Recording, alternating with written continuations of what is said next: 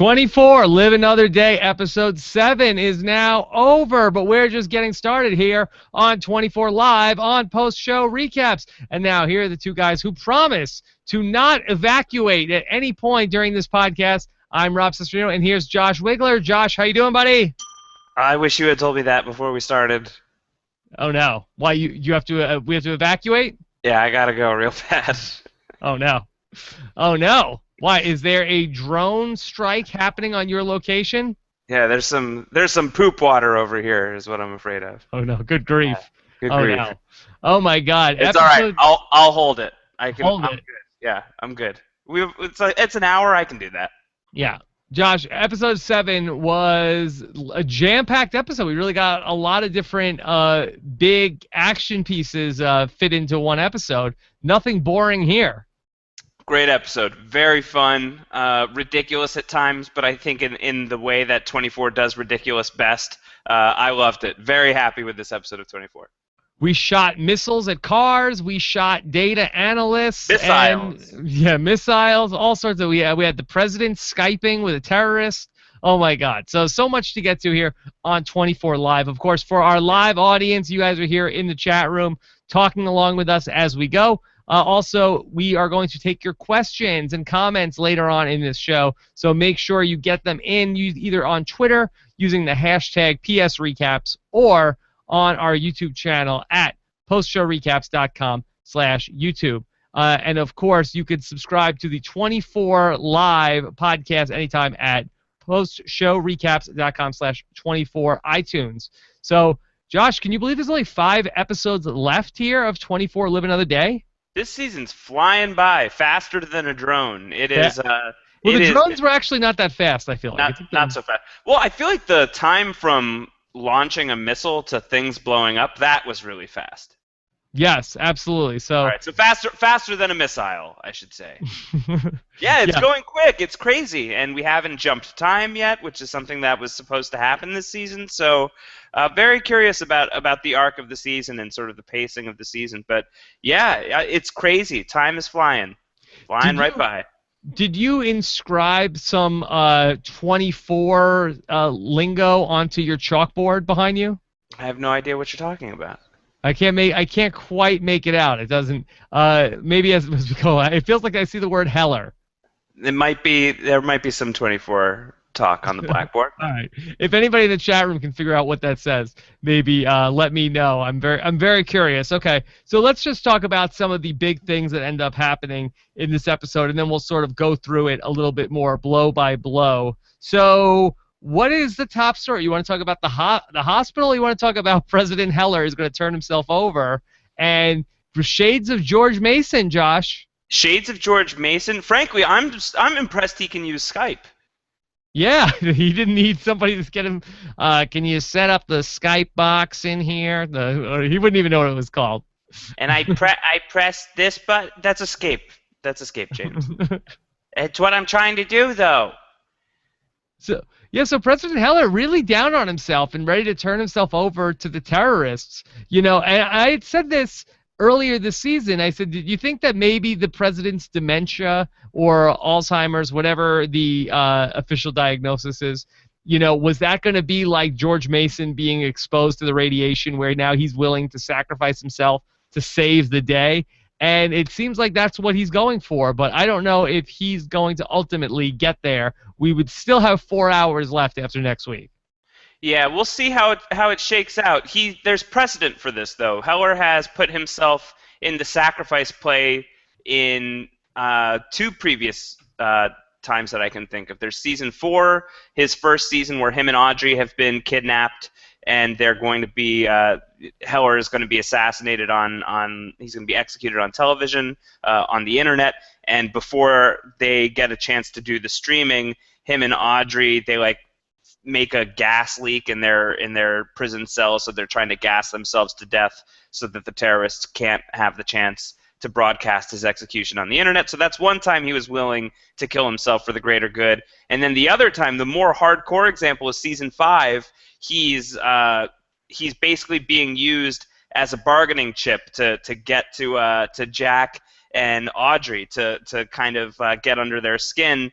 and he is driving in a car down a highway, and there is a helicopter that is about to shoot him off the road, and rather than let that happen, he swerves off the road and drives off the road basically to kill himself so that they don't have a chance to do that. So Heller has a history of going out guns blazing if he thinks that's the right thing to do. So, 3 is a trend. Here we go. We're gonna see if round 3 is the one that actually does Heller in. I'm skeptical. I'm kind of the mind that this guy is invincible. So I don't think that James Heller is going to die this time. But this, he's certainly given it the college try.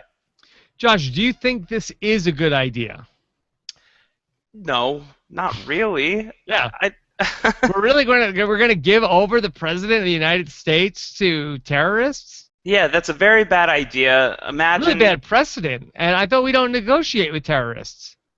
Yeah, it's not a good call, and if that story leaks to the press, not great. Yeah. So I don't know.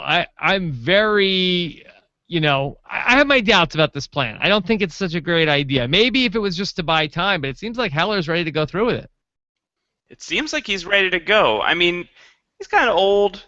He's losing his faculties. Probably figures he can, do something heroic in the moment, and kind of go out with some sense of purpose. But he wants to make a big move. He wants to make a big move. Got to make big moves. Big moves win the game. Can't win unless you make big moves. So I've heard that. President Heller is thinking about. Could we talk about the drone strikes on blowing up the hospital? Because I feel like in some ways this was almost, I felt like, understated in the show, like how big of a deal this is. In terms of why did you find this to be such a big? Obviously, I did too. I'm just curious. Like I just felt like people were not really treating this. I feel like a missile strike on a hospital. I mean, that to me that's like another 9/11 to be happening, and I feel like people we evacuated the hospital, so it's all right. Not that big a deal. And I feel like, especially the carnage that we saw from some of the people coming out, like I felt like, they were sort of like just, let's not worry about that anymore. Right.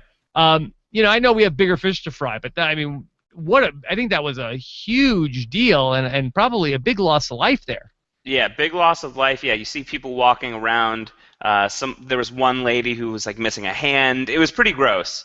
And I think that you get the weight of that with the Heller scene when Heller basically decides he's going to turn himself over to Margot.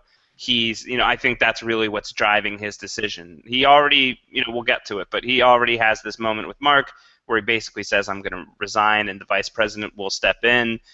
So he's already figuring he's going to be leaving the White House, but now he sees the extent of the damage that's happened in London and basically feels like it's his fault. And now it's time to step up. So you get it through him, but it would have been nice to see a little bit of the CIA response to that, maybe a little more media response to that. It was a little quiet, but listen, Margot has made good on her threat. She's bombed London. That is a strike on London. So it's a big deal. It definitely is a big deal. The news had it as an explosion at the hospital. So they're covering up the story. I guess so. Now, was Margot Al-Harazi's threat, is that public? No, right? I don't believe that was public, no. Okay. So, I guess you would think somebody would have seen the missile, but maybe in the wake of what happened, they thought it was an explosion. And then the other big thing I wanted to talk about just briefly before we go through the episode is I feel like there's been a turn in Jack's character over this hour in particular, where Jack is like, he's talking about like, I really hate these people. And, he's really like, I don't care if she dies. Jack is really like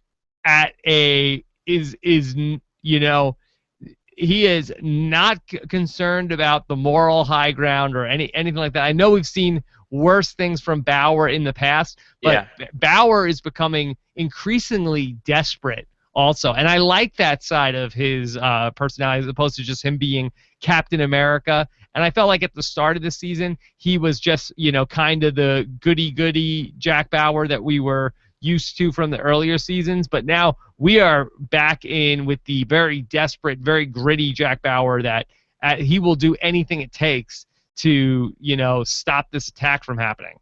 Yeah, I feel like he's been edgier this season in a way that he hasn't been in previous seasons. I've already said that on the podcast that I think that we're looking at kind of. Oh, so you said I'm copying you? No, yeah, basically, you're like Alex Hewitt from season 2, and you've just taken my opinions and you've copied them and have broadcast them as your own.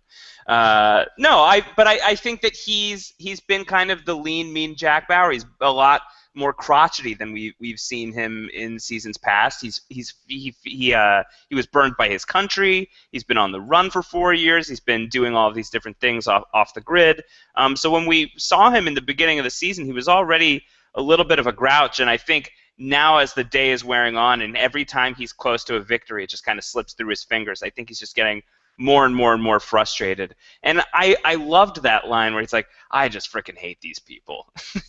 Yeah. You don't really get that type of emotion from Jack very often. He doesn't really tip his hand. That's not a thing that Bauer does. If he tips his hand, it's usually some kind of play. It's like to make the enemy think that he's angry and emotional and vulnerable so that they will feel like they have the upper hand and Jack is really actually in control and he'll use that to subvert the bad guy. This was really just Jack frustrated. He just does not care for Simone Alharazi, does not care for what Margot is doing and all of that stuff. So, Jack's mad. Mad Jack. And then the other thing, which I guess I kind of buried here as we're covering the lead stories because we kind of suspected it, Adrian Cross is the guy who is on the other end of the phone conversation and is the guy that is working with Steve Navarro and ultimately calls for the assassination of Jordan Reed. Yeah, and they did a really good job assassinating Jordan Reed. Yeah, I feel like me or you could have probably done a better job with the assassination of Jordan Reed. Yeah, I feel like Dominic would be better at this. Possibly. Yeah, Dominic would have at least bitten him. Yeah. Yeah. I mean, this might be in a show that has seen its fair share of really crappy assassins and hitmen. I think this guy might be the worst. Right. Yeah, that was really, really bad. We'll talk about that when we get to that point. Yeah, let's quickly get through some of the connecting tissue of the episode and talk about some of the bigger scenes in more detail. Let's connect some tissue. What is the name of the little girl? Do you have that? Yeah, I do somewhere. It is. It's not important if you don't. I'll shout it in a second. Okay. So this girl, she is, talking with Jack and talking with police in the beginning of the episode, and basically she squeals and says that Simone killed her mom. And Yasmin.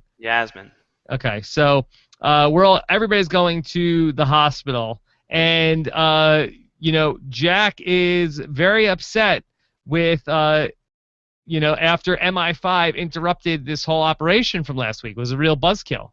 Yeah, he's bummed out. He had this under control. Again, Jack's just frustrated. Everyone's just like crapping in his sundae. I think maybe it's a Sunday. I don't know if it's a Sunday. It could be a Tuesday. Is that an expression? Yeah, I would drop the shebang. That's gross. You've never heard that? No, that's worse than pooping poop in somebody's Sunday? No, ew. Poop Sundays are worse than poop water? I think so. Because ice cream is beautiful. Ice cream is so delicious. And I'm imagining like a pristine like vanilla ice cream that you would just be ruining. I don't know. It'd be a good prank. The chocolate swirl is something else. You would get somebody. You would get somebody good with that.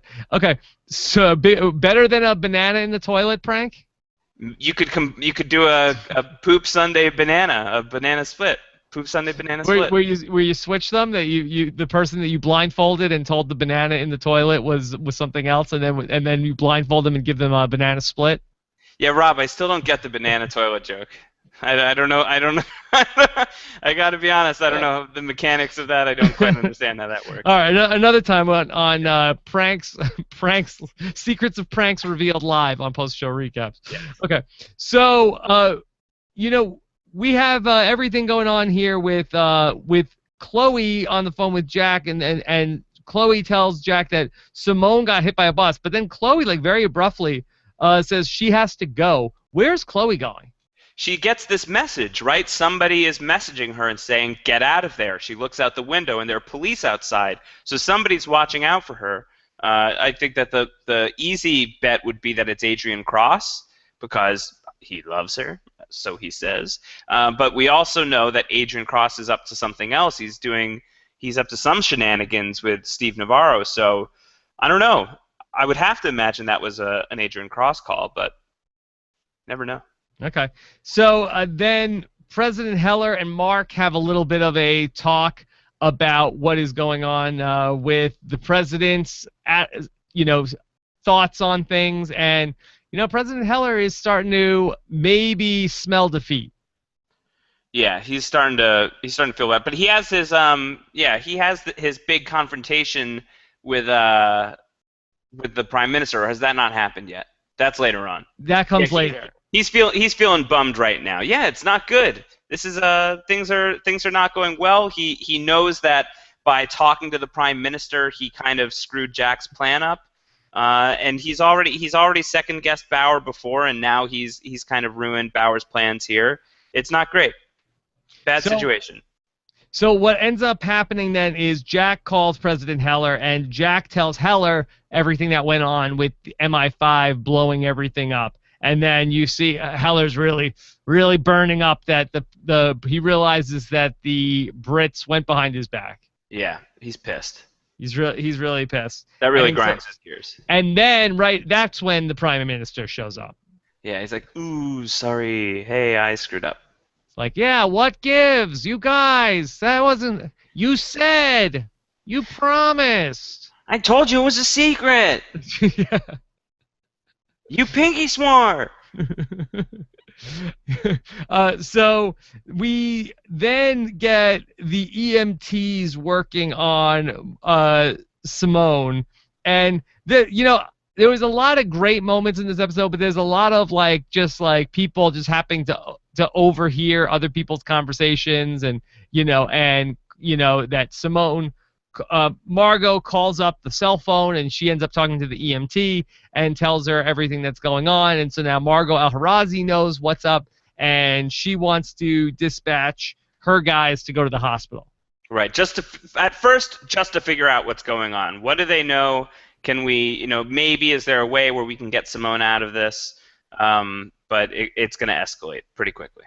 Okay. So after we get to a commercial, then we come back with Jordan, Jordan is basically talking to, he's doing stuff, and Navarro goes on the phone, and that's where we get our reveal that it's Adrian Cross. The double cross. Double cross. Boom. Yeah. Who saw it coming that guy was up to no good? Yeah. Let me issue a redaction. It was the EMT called Margot Al-Harazi, not the other way around. I don't think that's right. I think Margot Al-Harazi called Simone's cell phone, and the EMT picked it up. No, I'm sorry. This is what I get for listening to Johnny DeSilvera in the chat room. The usually unflappable Johnny DeSilvera. It's all right. Some flapping is good for everybody. So then basically Navarro is sort of reluctant on the plan to kill Jordan, but I guess he's has to go along with it. You want to go to jail? Yeah. I guess not. No, I probably shouldn't do that. Yeah. So Navarro takes his marching orders from Adrian Cross, huh? Yeah, I guess so. What was it for Navarro? I hope Adrian Cross treats Navarro better than Mark Boudreau treats Navarro. I want to know what that relationship is like. I want more of that. Okay, well, how about this? Which bad guy lasts longer in this season of 24 Live Another Day? Margot Al-Harazi or Adrian Cross? Ooh, good question.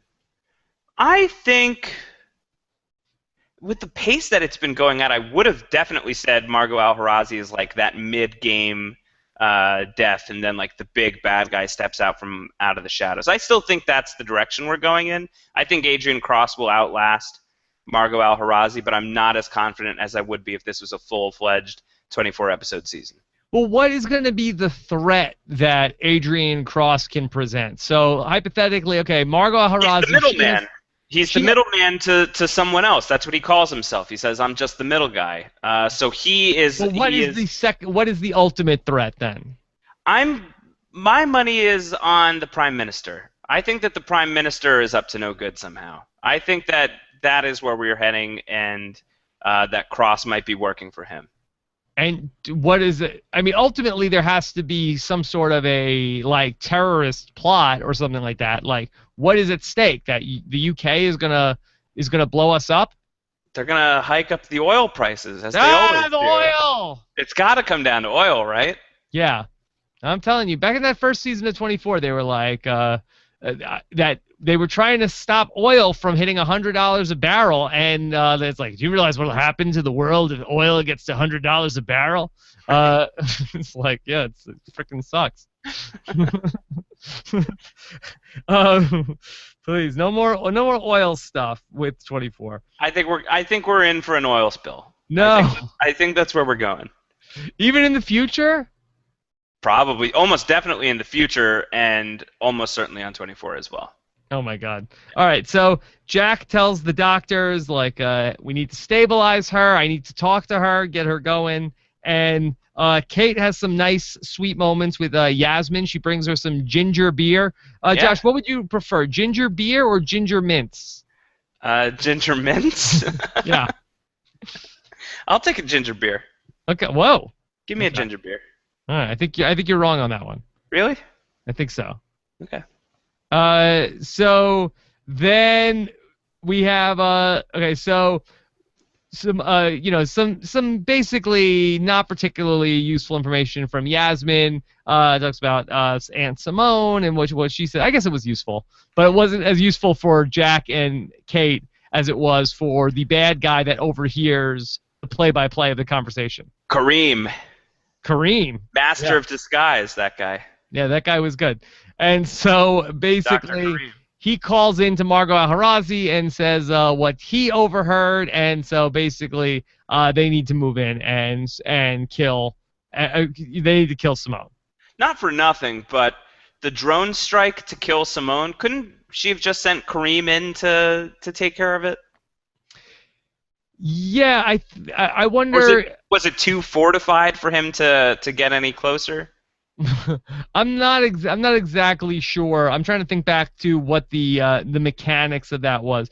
Yeah, it might have been that it was a secure situation where he couldn't get through, or it might have been she wanted to really prove her point. Maybe that was her first London target, and two birds, one stone. I guess so. So I thought this was interesting. So Navarro tells Jordan, all right, time for you to go out and do some field ops. Now, I thought it was odd at the very least. But here's a guy who is, this data analyst. He works all day on the computer.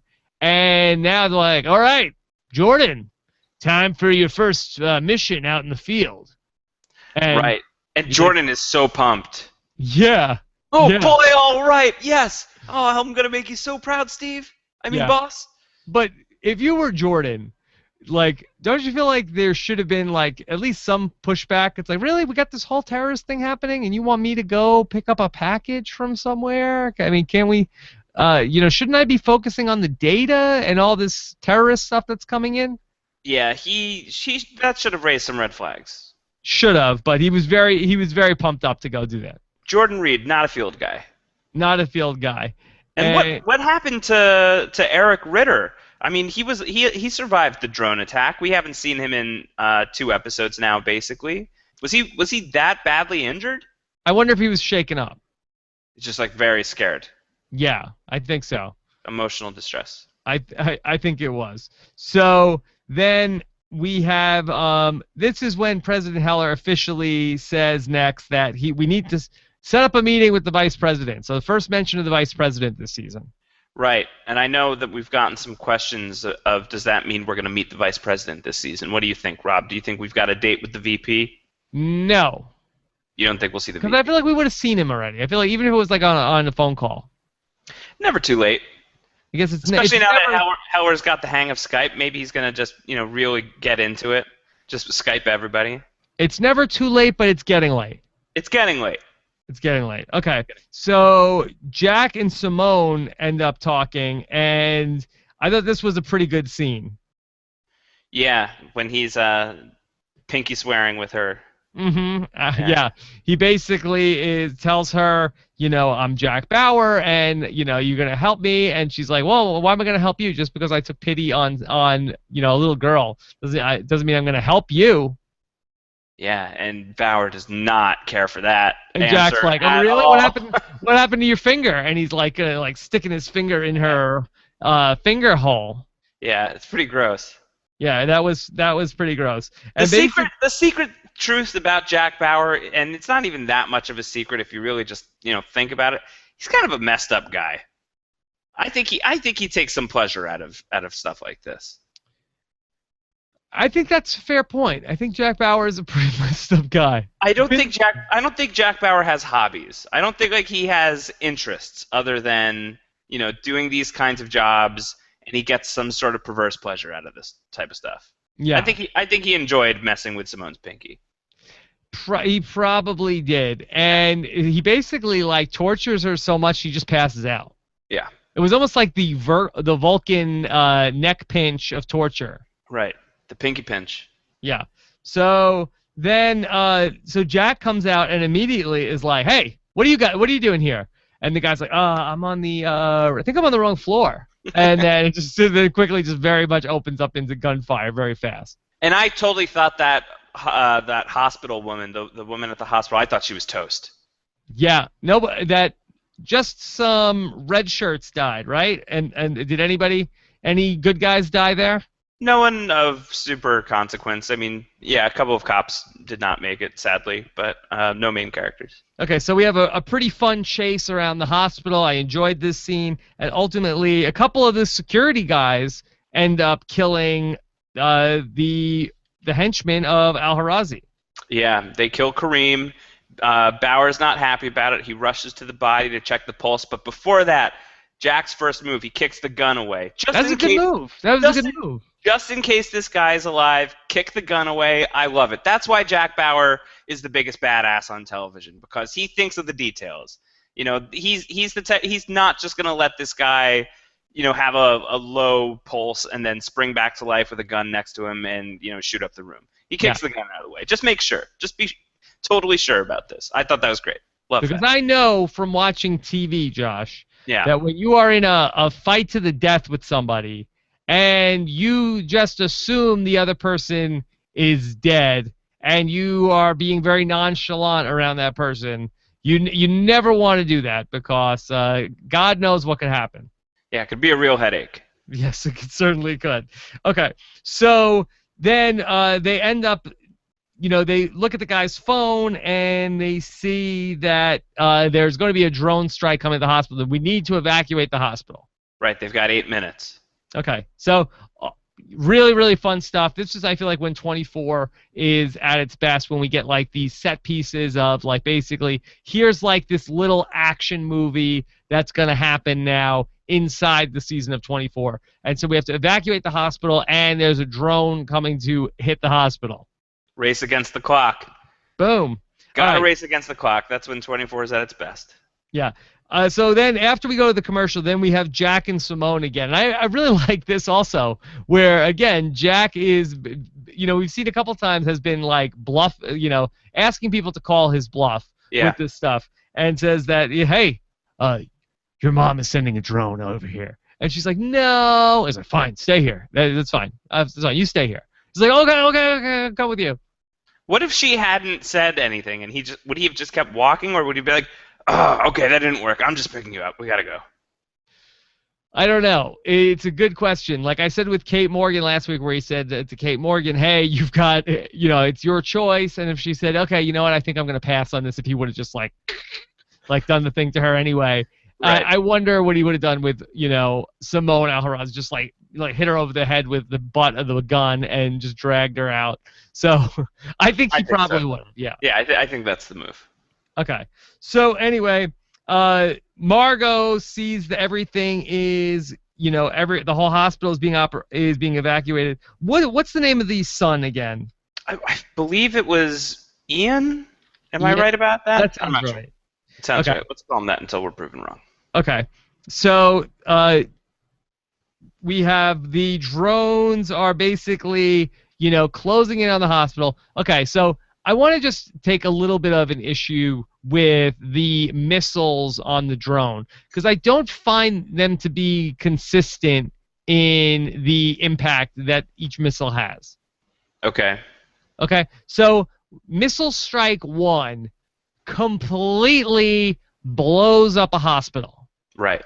Okay, so I'm like, whoa, this is huge. Yeah. This is a big okay missile. Okay, the second missile that gets shot. Okay, Jack is in a parking space with Kate and with Simone. Okay, and they lock in the missile on Jack's car. Jack peels out, and the missile blows up the parking space. But Jack is okay. I mean, how far could Jack have gotten from where the missile struck? 20 feet, 30 feet? Not far. Not too far. I mean, how could one missile blow up the hospital and then the second missile hits the parking space but doesn't, slow down Jack's car? Maybe they just like front load the missiles. You like start with like the awesome missile, and then every other missile is just like every other missile is just like pretty good missile. Maybe I'm I don't know anything about ballistics or explosives or anything like that. So I don't know. That Mark Snark in the chat room says gas lines in the hospital. Yeah, I was thinking that could be. Maybe. I guess so. All right. So, but I think a couple times, like some of the missiles have like huge explosions. Other times it's just sort of like, a smaller explosion. It was all still pretty freaking cool. This was a really fun scene.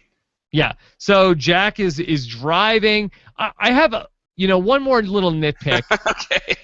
One more, and I know that this drives some people like it, but it drives some people crazy. Let's do it. I felt like it was a little bit of a stretch that Margot Al-Harazi was able to, zoom in and pick out Jack Bauer from the, hundreds of people running around evacuating the hospital. I thought that was a little bit of a stretch. It was a little bit of a stretch. Yeah. They've all gotten really good at doing Naveed's job. Makes you wonder why Naveed was ever around to begin with. Yeah. Okay, well maybe Ian's just really good. Okay, so they find them and now we're driving around and we're shooting missiles at the car. Yeah, just did the streets of frickin' London. Yeah. I feel like there was also, if this was the case where we could lock on to things this quickly, I feel like Ian maybe is not as good as Naveed. Maybe we could have used Naveed here because I feel like they should have been able to take Jack Bauer out here. If you combine Naveed's know-how, his skills, with Ian's resolve, you would have had a very dead Jack Bauer. What do you think about all of the car switching that happens? I loved that. I thought that was very fun and very clever. And I believe that's a trick pulled out of the Season 4 playbook. That's from Habib Marwan's playbook. Marwan makes a move like that at one point in Season 4. So it's nice to see Jack gleaning some stuff from his enemies. I feel like that's where he learned that one. How about Jack Bauer with the Grand Theft Auto move? They just want to switch the car, and Jack Bauer doesn't even take the second to say, "I'm a federal agent and I need your vehicle, sir." He just goes up to the guy, there's like cold cocks the guy out, and just drives his car away. Damn it, Rob! There's no time. He's gotta do what he's gotta do. So he just punches him out. It's the easy way to do it. No time. God. Jack's got no time for this. Okay, so we end up in a tunnel, which really throws off Ian. And so I don't know why they didn't just blow up the tunnel at this point. Right, and also the tunnel did not seem like it was very long. So when the car, shoots out like 2 minutes later, you got to think that something fishy has just happened here. Yeah. At this point, you probably shoot the tunnel. Well, I guess the stakes are high because they only have one missile left, and they're not going to be able to get any drones in place for a long time. So they really got to get this right. Okay, so they end up, Jack does the old switcheroo, puts a brick on the gas pedal, sends that car out, and they blow it up. But Margot Harazi right away says, roll back the tape. Let me see that. Right. Yeah, she figures it out. Okay, so Jack is then driving off with Kate and Simone, and they're going to be okay. So then we come back on the commercial after that, and we see Jordan up at the boat looking to go pick up the package. Now, let's The talk about soap.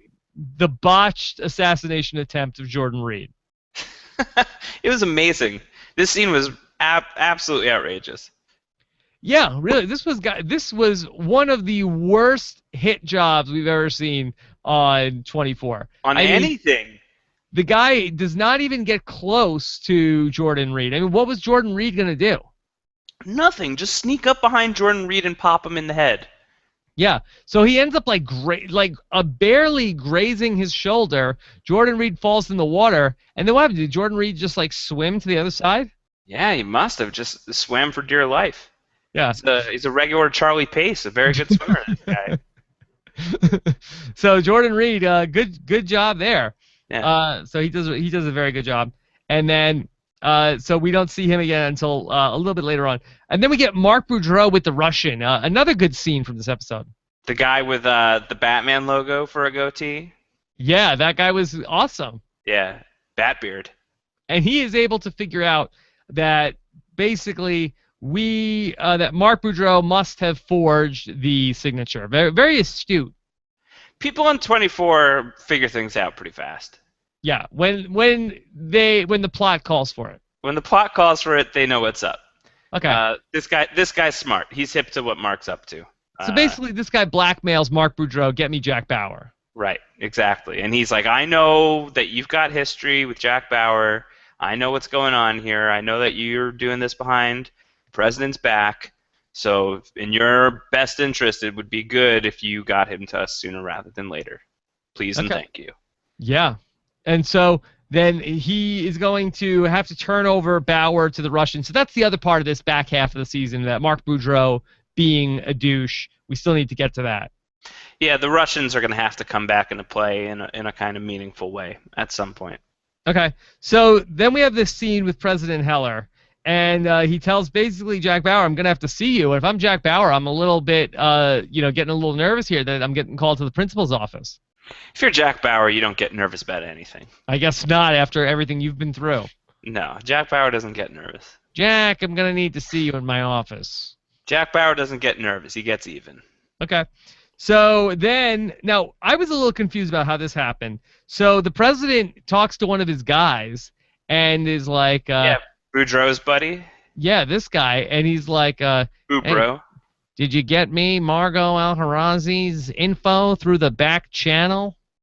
Like, yeah. we could get Margot Al-Harazi on the back channel? What the hell has Jack Bauer been doing the last 4 hours? Yeah, I didn't fully grasp what happened there. Did she offer up her info? She's like, call me if you change your mind. Was it anything like that, or is this guy just real good and we should have been using him earlier? I think the show didn't really explain it. I think they just sort of they wanted to get Margot Al-Harazi and President Heller on Skype at the same time, and I think it was just one of those things like, don't worry about it. That's fine. Yeah. Hit the fast forward button. I'm okay with that. Okay. So I really loved how this conversation opened up between Margot Al-Harazi and President Heller. Like it was a real hello, Newman. Margot Al-Harazi. She's like, President Heller. Yeah.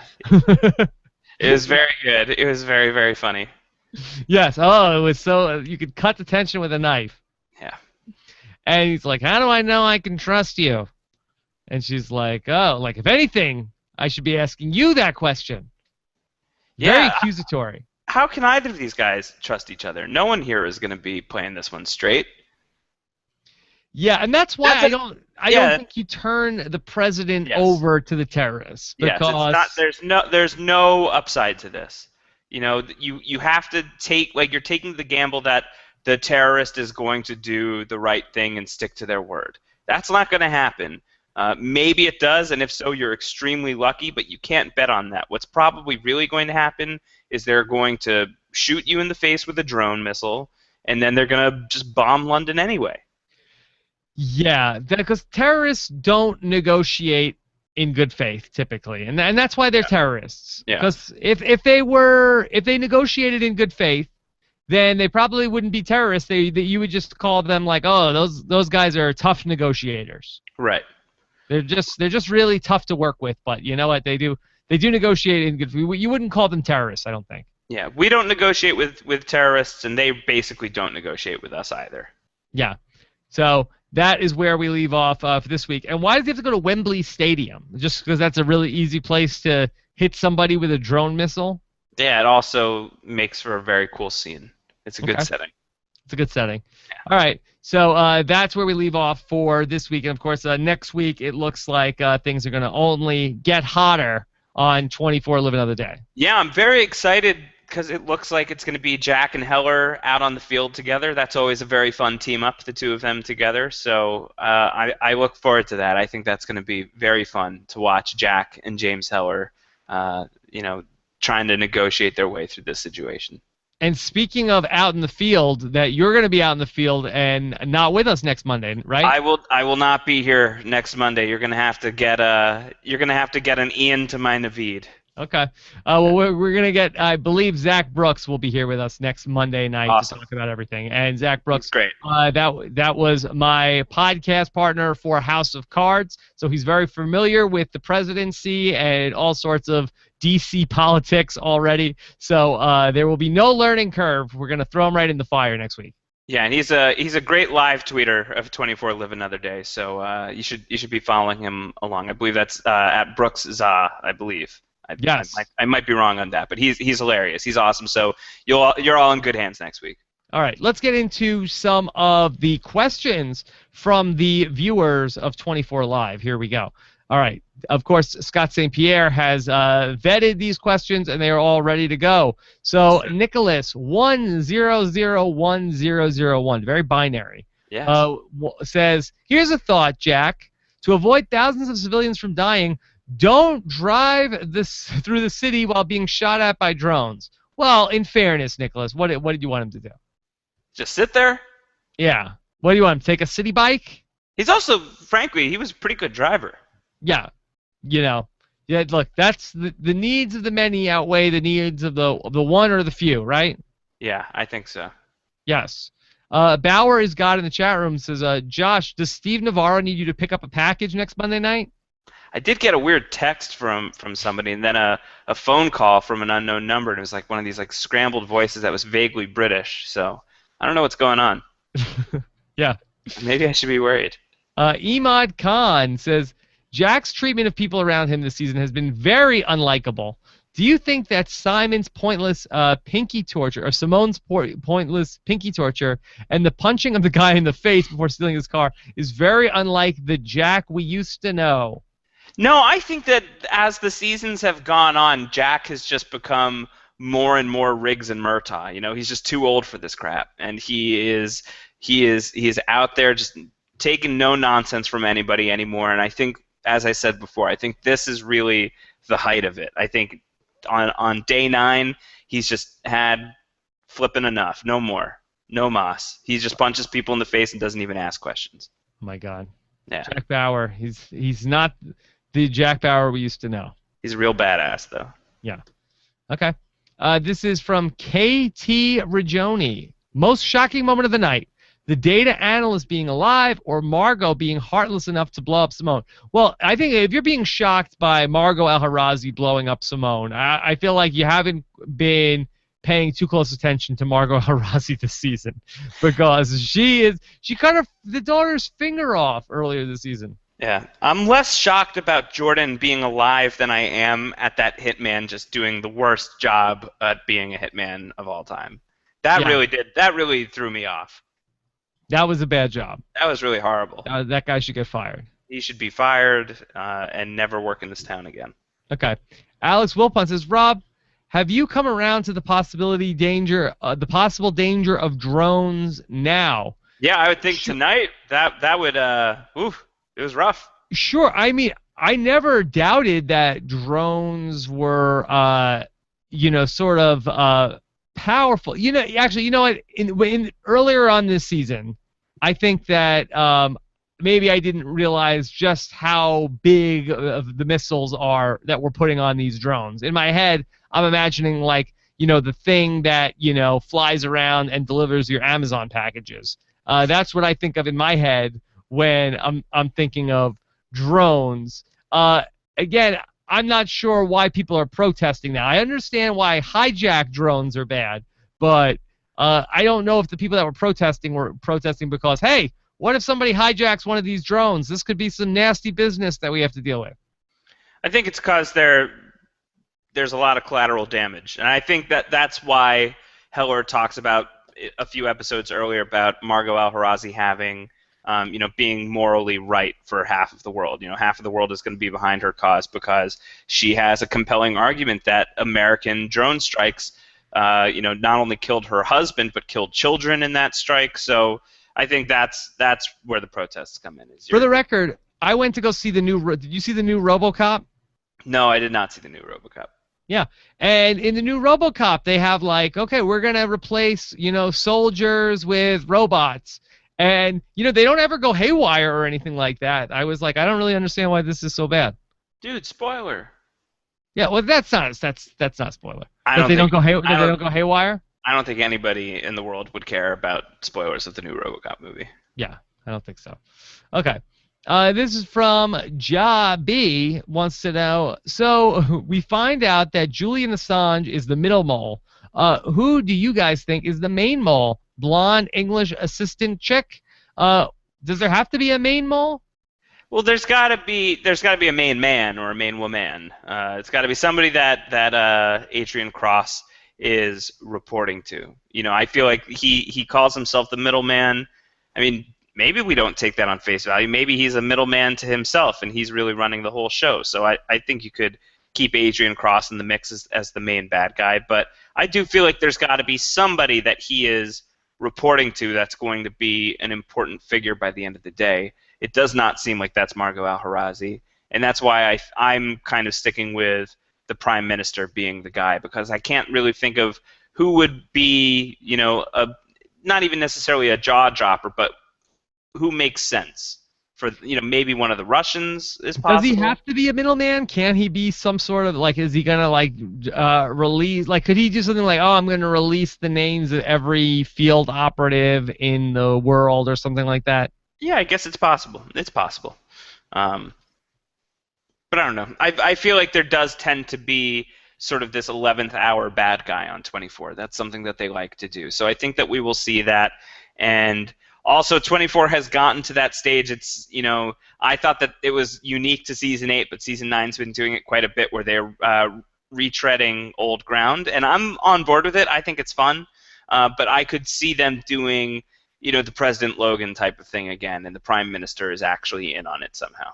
Could Mark Boudreau be the ultimate bad guy? Could Boudreau be, could Adrian Cross be working for Boudreau? And then Boudreau, then there's also the Al-Harazi thing going on? Boudrones. Yeah, I mean, it's possible. I'm starting to kind of soften on Boudreau as the mole, and I'm sort of coming around to thinking that Boudreau's just an idiot. And just has gotten himself into some really shisty situations and has the president's best interests at heart, but is going about it the wrong way. That's kind of where I've come to with Boudreau, but that is the perfect time to pull the rug out from under me, and maybe he is the main bad guy. Okay. This is a question from Johnny D. Silvera. Wants to know, am I expected to believe that Jack can't carry Simone out of that hospital? Right. Yeah, I mean, I liked I love the bluff. The Bauer bluff is always a great move, but he probably could have just picked her up and run. Well, he could have just gotten out of there, save himself some time. Not as young as he used to be. Not as young as he used to be. Okay. Spicy Wasabi, worst TV mom, Cersei or Margot? Ooh. I mean, I don't know if Cersei is necessarily a bad mom. Well, she's kind of emotionally negligent. I feel like she doesn't give her children life skills. Yeah. She doesn't give them good coping skills. She gives them everything they want financially. Gives them all the power, encourages them in all the wrong ways. Yeah. That being said, she doesn't kill her own children. Yeah, that's an easy question. Margot Al-Harazi is the worst mom. I think Margot Al-Harazi is the worst of the two. Yeah, if I could have a choice, as Cersei is my mom or Margot Al-Harazi is my mom, I'm going to take the queen who gives me everything I want over the lady that makes me be a part of terrorist plots and cuts my fingers off. Yeah, I think that's probably fair. Okay. Yeah. This is from Jeff, who wants to know, when is this happening? Getting hard to see it fitting in, about The the time time jump. jump. Time jump. Yeah, I agree with you, Jeff. I don't really know what's up here. I'm fine with it because I think that the show has been really fun so far, but I think that it's weird that we were promised the time jump and it hasn't happened. So I think I think it will have to happen at some point, but it's getting down to the wire, and I'm starting to think that it'll probably be like they'll fast forward to like the last 3 hours of the 24-hour period for the final 3 episodes or something like that. I don't know. Could it be a bill of goods? Did we get sold a bill of goods on a time jump? It might be. I kind of wish that they had more episodes. No, only 5 more, Josh. That's it. I don't like that. I want more. So I'm sorry. I'm sorry. Can we Okay, do something about this? we could start a Kickstarter. Okay. Imad Khan, did anyone notice that Margot used the home button on her iPhone to put it on speaker and to turn it off? Why does 24 suck so bad with handling the mechanics of technology? Hey, you don't know what iPhone she has. It's the future, man. Ian could have rigged it to have, hotkeys. Yeah, he's You could very do tech hotkey. savvy. Very Yeah. tech savvy, that guy. Okay. This is from Morph Productions. Wants to know, do you think that we will be getting a 24 Live Another Day Season 2 or 24 Season 10? What do you think, Josh? You're better at reading these tea leaves than I am. Do you think that there will be more 24 after this? If it's a yes or no and no speculation otherwise, I'm gonna say yes. You think yes? I think so. I think that I think they're feeling it right now. Well, have the ratings been strong? I think what's going to be interesting is seeing how it plays on something like Netflix, or I guess it'll be Amazon because that's where Fox is doing their 24 stuff. I think it'll be really interesting to see how it plays once it's all online and streaming. But I don't think that this is it for Jack Bauer. Whether there's a season 10 or Live Another Day 2, or it's the dreaded 24 movie, I think that this will not be the Jack Bauer finale. I don't think so. Now, does the departure of Kevin Riley from Fox change anything? So this was whoever's taking over being the head of programming at Fox. This is not his baby or her baby, and this is not their project. Do you think that they might want to turn the page and get away from the previous regime? Maybe, but I don't know. I think 24 is such a feather in Fox's cap that it's less a Kevin Riley thing and more this is the network's poster child. This is the thing that really kind of in a lot of ways kickstarted the wave of television that we live in now. It really, a lot of it goes back to 24. So I think if there are signs of health with this franchise, and if Kiefer and Howard Gordon, if those guys are into doing more, I feel like it would be hard for Fox to say no. Okay. Let's take a couple more questions. Northern Entertainment wants to know, do you think that one of the villains will carry over to another season like Jack's brother in season 5 or 6? So I guess that's a two-part question. First off, do you think a previous villain will carry over here? Oh, like someone from the old days of 24 showing up here? Yes. I don't think so. I don't really know who it would be. Yeah, I don't really see it. And I don't think that there's anyone from this season who is, unless something like Kate Morgan turns out to be a traitor, somebody who is a real main character this season. I don't think that any of these characters, like Benjamin Bratt, is, whether or not 24 comes back next time, Benjamin Bratt's story is done this season, for sure. Definitely. He will not carry over. Okay. Do you think that somebody like a Mark Boudreau or somebody could carry on to a future season as a bad guy? As a bad guy, I don't know. I don't think so. I think that he doesn't have a lot of value as a recurring bad guy. I think he has value as a recurring White House aide. I think that those characters are always fun to have on repeat seasons. But as a bad guy, it would seem a little soft. But then again, we haven't gotten that reveal, and if we do get that reveal, maybe it'll be really awesome. All right, let's do a couple more questions. This is from KT Ragioni. Who is Adrian Cross really working for? Margot, the Russians, the Chinese? Ooh, yeah. Well, that's what I'm wondering. I'm sticking with the prime minister. That's my bet. But my second bet would be the Russians. Hmm. Um. I don't know. It's like that's such a circular thing. Where if he's working for the Russians and then he's trying to work against Bauer and then get Bauer turned over to the. I'm not sure if it all makes sense, but it's 24. You It's can't 24. if you really try to connect it too hard, you're gonna just talk yourself out of what it probably is. Exactly. Okay. All right, last question. Let's go from Johnny DeSilvera one more time. Who do you think Jordan is going to make contact with first? He's got to know Navarro set him up. Does he know that, or is he just like, oh man, I'm not cut out for this work in the field? Yeah, that'd be great if he like came back to the CIA. He's like, "Oh, Steve, you'll never guess what happened. I couldn't get the package. It was so terrifying." Yeah. Um, no, he'll put it together and he'll call Kate Morgan. Okay, so yeah, so that would be his. He's gonna tell Kate Morgan, and then she's like, "Wait, what are you gonna do?" And it's like, "Oh yeah, Steve Navarro. He told me to go out and get a package, and this guy shot me."